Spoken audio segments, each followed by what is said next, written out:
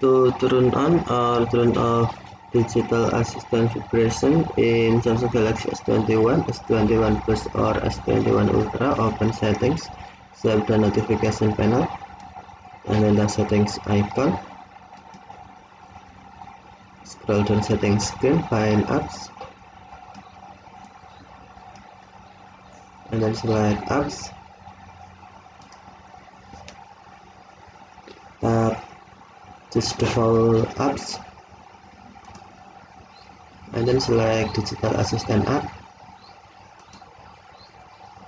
To turn on device assistant vibration, tap vibration switch until blue, or to turn off, tap switch until black or until white.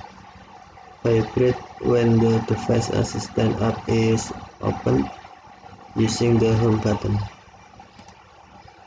Okay, thank you for watching. Have a nice day.